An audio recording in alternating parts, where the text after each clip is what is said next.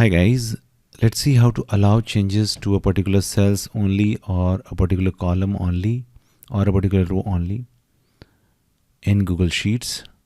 So how to do this? Let's say this is the cell you want to allow changes to. You just want to allow changes to this particular cell only.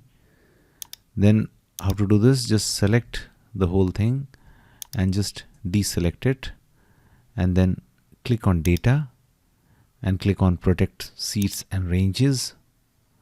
Okay, click on set permissions, choose custom from this and uncheck all except you. Okay, click on done.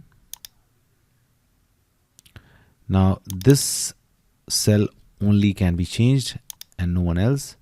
Now when someone else will log into this sheet, this particular sheet, and he will try to change anything, it will show him there was a problem. But what if it tries to edit the third cell, which is allowed?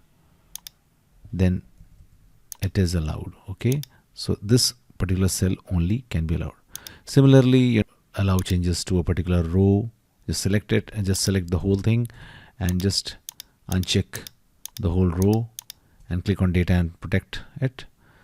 Thanks for watching. Please do like.